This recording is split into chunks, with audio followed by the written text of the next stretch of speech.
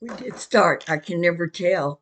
Uh, it doesn't give me any warning that we've started. Welcome to day two. Actually, we're fixing to start day three, but day two of our homeschool was very eventful. We got a lot done in a very short amount of time because we knew we had a doctor's appointment coming up at 2:30 across town. And oh, what a trip it was. For the first time, I did not use my GPS to get there. I thought I had it memorized, but I got off on the wrong exit. And I could not remember the name of the street the hospital was on. I finally, after 10 minutes of just going up and down streets, got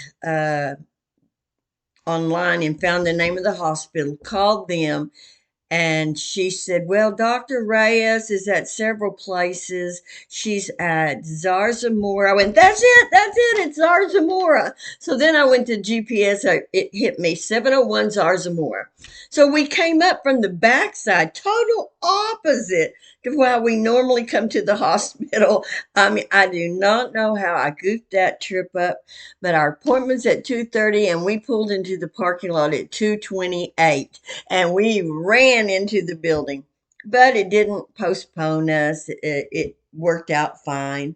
I think, her last appointment of the day. And so they close the office and lock it up at 4. So they always have to unlock the door for us to leave out the back way because we never get in and out in less than 2 hours. I mean, we see 3 or 4 people while we're there, and they ask dozens of questions, and then go get somebody else who comes and asks the same dozen of questions.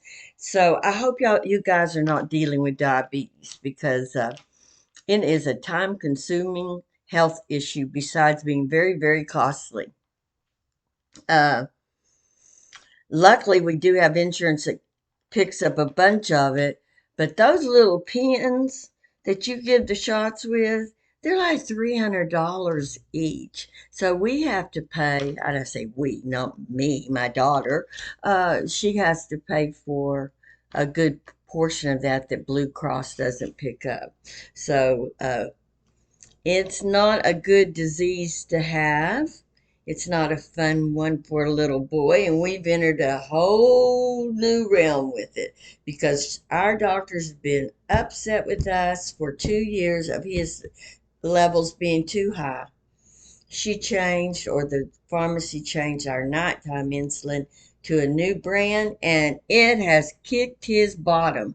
I mean, he wakes up between 40 and 70 every day, and that doctor, she went ballistic over that all those red readings, and she brought in a food specialist, another diabetic doctor. They drilled that boy, asked him more questions.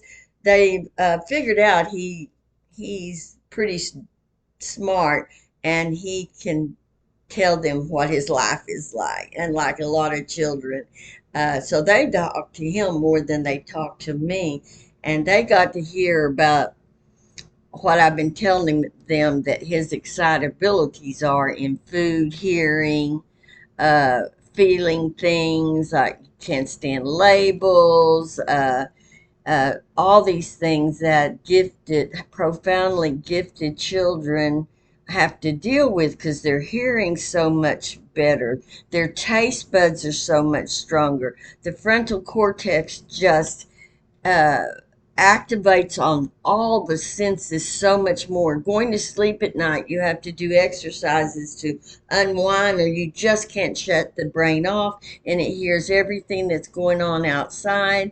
And so he got to open up to them about his life yesterday, and they spent a long time with him. And yeah, we're going into a lot of new snacks we haven't been going into because we got to keep those numbers up. They were really concerned with them dropping so low while he's sleeping. And so we were there a long time. But that's not the most eventful thing of our day. We had several eventful things with our days. But what I want to be sure I have time to get in today is I promised you I wanted to talk to you about Kahns. We did try the Kahns new grammar, which grammar, language, reading, all vocabulary, spelling, everything's rolled into one, and it has it by the years, what grade you are. Now, all you have to do is go. I just did it on my phone to make sure I wasn't giving bad information. You go to KAHNS Academy and just hit their website. It will come up to a page that looks like this. I hope y'all can see this. Scroll down, scroll down, and then you get a listing. And I know this blur, you probably can't see it, but you get a listing of all their subjects. So let me read you what all they have. I mean, Cons is free. They do ask for donations every once in a while, but they are free. And Saul is the teacher on there, and he is an excellent teacher. Uh, they have math pre-K to eighth grade, math high school and college, math get ready courses, reading and language arts, life skills, science, test preparation, computing, arts and humanities, economics. And my grandson AJ did economics on there, and it's very good. We did it along with a college online economics together that was both free, and that was really cool. Now, under all of those that I just listed, you hit the one you want.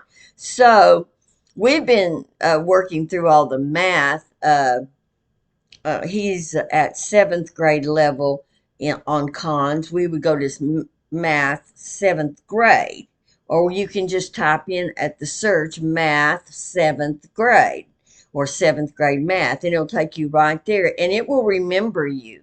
So whatever you've already done, you don't have to worry. It's going to show you you've already done that, and it's going to show you what should be up next. But you don't have to do that. You can go off to the left and you can scroll to the subject matter in math you want to do. If you're working on fractions, go down to fractions. If you're working on decimals, do decimals. Exponents, area, perimeter, whatever you are doing in your grade level, you can find that and reinforce your book with the cons activities. With Saul teaching, you don't have to watch Saul's teaching, which are the videos. You can go right straight to the activities.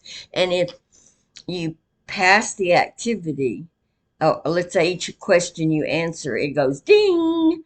And if you don't hear ding, you hear click, that means you missed that one. You can go in and you can walk through it, and we'll walk you through and show you how you missed it if you want to. So it's a wonderful program. But what I wanted to talk to you about today with this reading and language arts. So when you, boy, I don't know that's going to show it there, reading and language arts. You're going to go down to your grade level. Our grade level is fourth grade. So we go down to the fourth grade reading level, and unit one is superheroes. And we did the first lesson in superheroes yesterday. If you're going to do this, sign on and get your email in there days in advance. I did not know I needed to do this for this program for the language arts, but you can't do the comments with the other children about the superheroes for 3 days. So he read the comments from the children, and he had ideas he wanted to go in on, but he couldn't because we hadn't put my email address in there 3 days in advance. So he's going to have to wait till Friday before he can comment. And I don't even know if we should work on it again till those 3 days is on, because he's so excited about it. He was just filled with ideas. He talked to me about all of his ideas. And he was a little disappointed because we couldn't get into sharing all those ideas with these other people. And so what we were doing is getting vocabulary words, and it's excellent the way they present the vocabulary words. Building language, um, applying the vocabulary will be next, I guess. Let's see. We'll hit that to see. Tells you about the unit, summarizing nonfiction reading, what's a main idea, what language shows cause and effect, reading, the structure of informational text, superheroes reading informational text, superheroes around the world, fourth grade. And close reading fiction, looking back at the text for evidence, a story's point of view. It's really in depth, and I think we are going to love it. But we may have to keep it to every other day because we have so many subjects. We still haven't got to Greek this year, cursive or any this year. And I believe that's the only two we haven't done either day yet for 2 days. Now, I want to show you his Furry Good Day book where I've talked to you about how he loves it and he's writing the thing he likes best about each day. This is it. I got it at Walmart. Can you see the furriness of it? Furry. So we named it our Furry Good Day book. And the first day he wrote in it, he wrote that in Texas history, I got new music. And he didn't go to a new page for day 2. He just drew a line. And on it, on my journal of looking back at the summer, I got to finish the first page. I told him when he read that to me, I said, I'm kind of surprised that's your best thing of the day. He said, really? Why? I said, well, I would have thought painting the Texas flag. He said, oh my goodness, I forgot that. And I named some other things.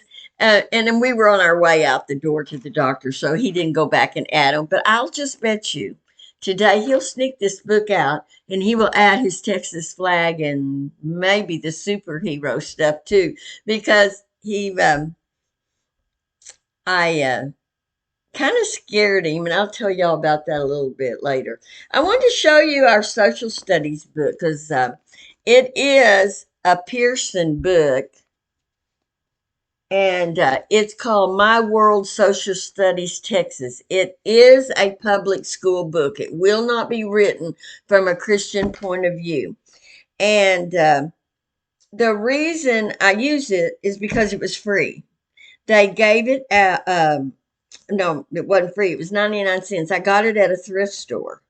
And since it is a Texas book, public school, I know that if something should happen to me and he has to go into public school, the test they give would be on based on the information in this. But that doesn't mean you can't throw in your Christian values in everything you teach, right? Sure you can. But it's a cool book, and you see how the Alamo and the missions are in there. So they're going to tell you about what that's all about, the missions. So they're going to get some Christianity in there. And I tell you, this has set him on fire about the Alamo. I took him to the Alamo this summer, he and Nikki, and they wouldn't get out of the car. They said it was too hot. Just drive around it, Nana. Well, yesterday, on the way to the doctor, I gave him a silent reading book, is a little book about the Alamo. And so he read it, and while I was lost, he finished the whole book. And so after we get through the doctor's office, it's under construction, and it took us downtown past the Alamo and all those streets, Sam Houston, Davy Crockett, and all that. And he was like, "Oh, we've got to go to the Alamo. We've got to go to the Alamo." And I said, "I brought you down here this summer to see the Alamo, and you refused to get out of the car." He said, "I want to go now. I want to go now." So I may figure out a way I can take him. But I'm antsy about going downtown by myself because I don't know, it's just a little bit scary in downtown San Antonio, just a woman and a little boy. So I may see about maybe we can do that on a weekend with his dad. Maybe his dad and brothers can take him. I think that might be better than Nana and him. But he's excited about it now because then we got into more construction and we got lost again. And, I mean, I wasn't lost. I knew where I was, but I couldn't figure out how to get back to my highway, I-35, because every street I turned down would be construction, detoured this way. And so he was having to read the streets for me because we knew which street we were looking for. And he was going, "Oh my gosh, here's Sam Houston. Sam Houston was the first president of Texas." And then we went, "Oh, look at Travis. You know, he was the commander of the Alamo. Oh, there's Stephen F. Austin." And he was just, every street was exciting him. This summer, I didn't get that kind of reaction to being downtown with him. But after reading that Alamo book, he was on fire, and it was just a little hardcover picture book type thing that explained the Alamo. Imagine if I'd showed him the movie. Oh my gosh. But also, everything that we picked up about Texas, the first thing, even all the little videos for children about Texas, they always talk about the Alamo almost first thing. So he's so lucky to be in Alamo City that he can now go to the Alamo and be as excited about his town. Every video says that San Antonio was one of the most important cities to get Texas started. And so I don't think he realized the history of where he lives. We don't get that up in Amarillo where I'm from, that how important San Antonio was to everything. We kind of live in our own little world in the plains up there in the heat and the wind and the snow and that down here it's just heat and no wind all the time. So anyway, that is our history book. Our science book uh, is a Houghton Mifflin Harcourt Texas Science for fourth grade. And it was given to us free one year as we left school. They were just changing books for the next year, and they had all of that year's books free just on a table. You could take them. So we took science, and we took another subject. I don't really remember what the other subject was we took, and we've already used them, probably thrown them away, because most of these you write in them. So once one kid's used it, unless you want to go through and white out or erase, you don't use it a second time. So Nikki, his fourth grade was not this book. Nikki had, I think we had Bob Jones for Nikki. I'm not sure about that, but it will be a public school. I'm just having to think about that. That at my age, I might not be here for him to finish school with me, and that you know homeschooling would end at that point, and he would need to go into a public school probably. So I'm trying to keep him to where he would, not be at a disadvantage if he has to go in there. But then I bring God into every subject, just because I'm not using Christian literature doesn't mean I'm not bringing the Christian values in. Our reading books are these cool little stories we've been reading from. This is a third grade second semester book, and I started with that because he didn't read all summer, and the first day of reading he was a little bit choppy on reading out loud, and so I thought, well, this will be a little bit easier than fourth grade reading to start the year off in. You can see the type, and plus he has a vision issue. He sees double. He has an eye that's crossed, and he sees double sometimes. So big print like this is really good for him to see easier. Uh, After 2 days of reading out loud, he's not choppy anymore. I have found out that it worked. And of course, I knew this from being a fifth grade teacher. I made my kids follow with their hands. That causes your eye, science is proven. If you follow with your hands, you follow at a set pace, and it gets your eyes used to going at that pace. Well, with him, I find out if he keeps a little thing like this in, he can keep up with his lines better, makes it easier for him to see it. But that kind of serves as moving your finger along, that you read more smoothly if you do that. So we keep one in the book, which then marks our spot where we are. Yesterday's stories, we had read The Coyote and the Goat the day before, and Anansi's Feast, which was about a spider and a turtle. So Spider and the turtle were cheating each other out of food. They were not sharing. So yesterday's story first was about the author of that, and we got a little bit about his history in Africa, which was pretty interesting. And then we answered a bunch of comprehension. But then our next story was a play, and I let him choose what part he wanted to be. And he wanted to be the narrator, which turned out to be good because he got to read more than I did even. And so here's the play. And the thing about it is, the play is The Fox and the Stork, and it's very, very similar to that spider and turtle that the stork and the fox would invite each other to their house to eat and then serve it in a dish that the other one couldn't eat it out of. And they were being selfish. So twice now we have had stories about selfishness and revenge. Both stories, the the one who didn't get food the first day was revengeful the second day. So how do you bring the Bible into that?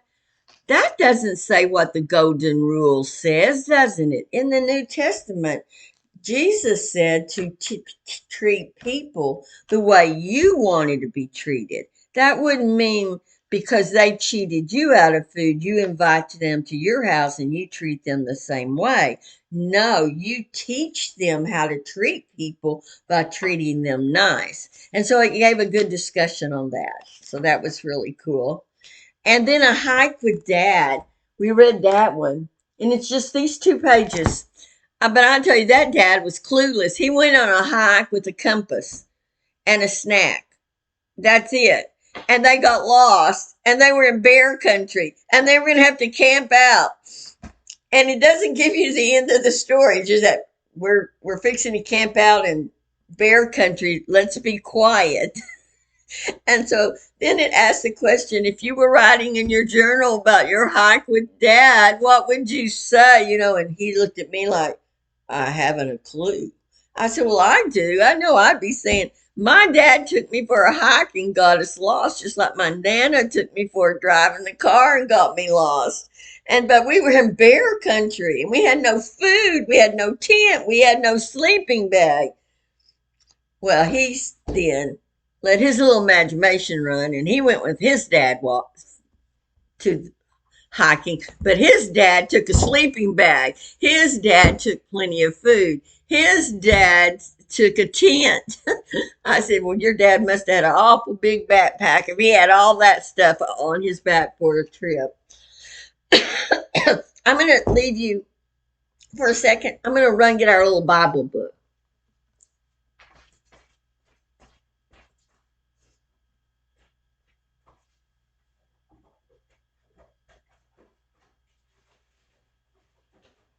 I guess I'm not going to get the little Bible book. It wasn't in there. Maybe I'll put it back on the shelf.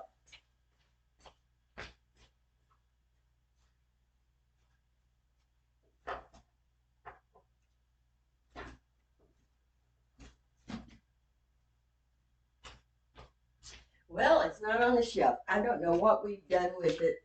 I'll have to look for it later, but I wanted you to see it. But oh well, we we redid Genesis and Exodus again, and then the next 2 pages was one poem about Leviticus, Numbers, and Deuteronomy, and that led into a discussion about angels and demons, and Moses writing the Pentateuch, and that those 5 books are the Pentateuch written by Moses, except that Joshua wrote the ending. And so we had reviewed Genesis and Exodus to look at the rhyming pattern. And each one of them started out A, B, A, B, A, B, every other line being rhyming. And then when it get down to the last stanza, it would just be A, B, B, A, B, B, where every line had a rhyme at the end. So then when we got to the Leviticus, Numbers, and Deuteronomy section, they did the same thing. A, B, A, B, A, B, then A, B, B. So that's kind of an odd pattern. And he's enjoying it. I think he likes rhyming stories. And then the first time I read it through, I don't read it like a rhyme. I read it like a story. I don't emphasize the end of the line, and we get the meaning. We talk about the meaning. Then we can go back and read it, and I put the accent in. And then he starts seeing how the poetry is different than the story when you don't have the rhymes. And so I think he's enjoying this. I just hope I haven't lost the book because I don't see it laying around here and it wasn't with our textbooks in yonder. I want to show y'all this little pad I got at Walmart, I think. Walmart or Dollar Tree, one. I bought it, didn't know what I was going to use it for. It has come in handy for 2 days. I've been ripping things out.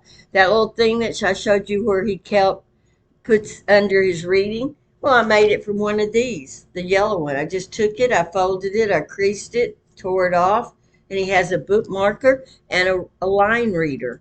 I've used it for other things. And, when I bought it, I just thought it might be something I would categorize by colors. But so far, it's just come in handy for the little things we needed to write and keep up with or put inside our book to mark a spot. And I mean, cheap, 100 sheets of paper, and these colors is better than just lined paper for things like that. So I would advise you to have one of these close when you're teaching. So we did our Bible yesterday, then we did math, and it was super easy for him. Um, Nothing. I mean, like I told you, we went back to fourth grade math, and as a review until September, and he's actually in seventh grade math, so nothing is new to him. It's just reviewing it. And yesterday, the doctor had a whiteboard thing where you touch it, and then you can hit an erase button thing, and I gave him some algebra problems, and he has forgotten some things over the summer. He'd forgotten that exponents didn't mean you're adding that little number to it, that you were multiplying. So it's a good thing that we're going back and rebuilding it, because they do lose information over the summer. 3 months of just playing video games and watching TV and laying on the sofa eating and drinking and playing with your brothers, you lose some of the things you learned the year before. And so I'm glad we're doing it. It was easy, but it had this little sheet in there that it wanted him to do. Um, it had like an octagon or maybe a decagon, and you had to put the letters of the sides that were parallel. And I graded it after he finished, and I said, "Well, you made 100." And he said, "And I did it in alphabetical order." And I thought, oh, it wasn't challenging enough. He decided to make it alphabetical too because of that organization. I told you he's the most organizing boy. He got in it with the doctor yesterday about, yes, and when I stocked the refrigerator, because she said, now keep one Dr. Pepper on hand so that if you go below 40, they're going to give you a half a Dr. Pepper right away. No more than a half, though, okay? Just be sure you have some. He says, well, that's my job to stock the refrigerator. When I get up in the morning, I go check the shelves. And he says, the Dr. Pepper goes on top. And the next shelf, if it's empty, I know that it's this. And then the next shelf is this. And the doctor, you can see, is going to sleep in front of him because she's like, I'm just trying to talk diabetes here and how to save your life. And he's wanting to explain how you set up your Dr. Pepper, your refrigerator for drinks. And so when we got home, I showed him how Jordan took everything out of my pantries. I've got two pantries, and we put them on the bar. This was after I fell and hurt my leg, and I couldn't move around well. And we put everything in my pantry back organized. Crackers are on top, and oils, things that are tall. And then we come down to, maybe fruits and then maybe vegetables, and then the pantry over here is our meats and our sauces. And I could tell he appreciated that it had always just been a jumble of food in the pantries. Nothing was organized at all, and now it's organized. And I have a feeling he would have done it the same way since he does his drinks that way. So we finished math, and we finished it in 15, 20 minutes. I mean, it was no time. And then we read those stories I just showed you, the play and the dad going on a hike. Then I read to him from Little Women again. And then we did the uh, language arts on the computer with Kahns. That finished our morning. We ate a quick snack and watched a TV show together. Um, well, he had a full chicken meal, and I had the leftovers from meatloaf for the day before. Then we were just waiting for Jordan to get here with his dad's blood checker because the doctor has to download all the readings for all the checkers to get a good handle how the days go and how weekends compare to the weeks and stuff like that. So we were waiting on Jordan, and we made a Texas flag, and he really enjoyed that. We started it before lunch. We got the paint on. We was letting it dry before we did the stars. We had tried and tried to make this star, 8-inch star that would fit our 10-inch blue field, and it just kept coming looking lopsided. So I finally found the memorial flag for my dad's funeral, and we videotaped it. I mean, we copied it on a printer and cut it out, and he flipped it over so it wouldn't have any print ink on it. And he put it on while I was outside talking with his brother because his brother came knocking on the door, bang, bang, bang, bang, let me in, let me in. And he was all frantic, and he said there was a possum out there, and it ran out from under my car. And I went, oh no, it was a cat. We got cats all over the place in this townhome complex. No, it had this long snout and blah blah blah. So I walked down the street. My neighbor was outside. I said, my grandson said he just saw a possum. She said, is that what that was? I squirted it with water and it ran off. And I still wasn't sure, but as we left the complex, and Jordan had already left to go to San Marcos to work, we were driving down the complex, and lo and behold, there was a possum. So I got on my camera and took pictures of him. Ugliest thing I've ever seen. And he did not want me to take his picture. He would not, he just kept moving up around someone else's townhome and in and out of their bushes. But I got 2 or 3 pictures to prove that we really did.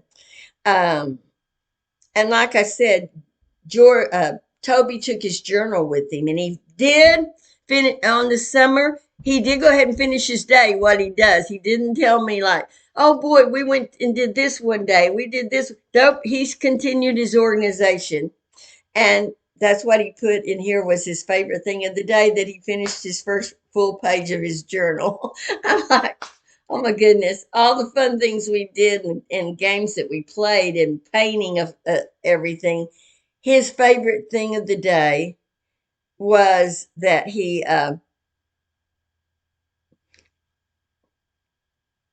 I'm sorry, I'm looking for his flag to show you.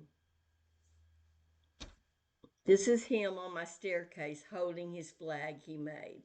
And we put it on a meter stick that we had made 2 years ago when we were studying meters. So that's Toby, and this is his flag he made yesterday. He's always painted. I'm an artist, and as you can see, I've got paintings all over the place. I have an art room in there with paintings, and he is always just slap the paint on. So yesterday I got him a wide brush, and I made him go from top to bottom, and you can tell he did a really good job. It's nice and filled in. It's not just all globbity. He did a really, really good job. And I guess with time we will. Okay, this picture I'm going to show you next. the paper is the uh, alphabetized parallel lines. And below it is an army base he's built with four hangars uh, that you can take apart from the army base and drive it around like a train. And each of the lids open up to let things be put in and out. And he showed me how you move this one thing, and the driver and three other people can get out of the hangar. So the hangar, I'm not sure he knows that hangars for airplanes. I think he thinks they're army tanks. But anyway, these are pictures. These are the four hangars over here, right there. This is the whole army base with the hangars. And then there's the army base with the hangars detached.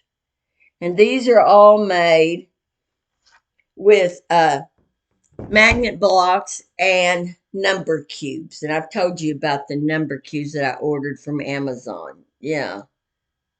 So that was our eventful day. He came home and made up stories about this until his mom picked him up at 7 o'clock. So uh, we had a very busy day and more driving than we wanted. It made us appreciate that we're not in the car like last year taking AJ across town and back every day because we were tired of that. And we did that on our second day of school. We're across town and back again, getting lost, 5 o'clock traffic, not fun. Uh, and I-35 is tore up over here by my house. So we got into that mess. And all of downtown is tore up. I don't know what they're doing down there, down by the Alamo and that area. It's just a disaster. Is there anywhere in Texas that they're not working on the roads? Every time I go to Austin, they're working on the roads. Between here and New Braunfels, they're working on the road. Between here and Seguin, they're working on the roads.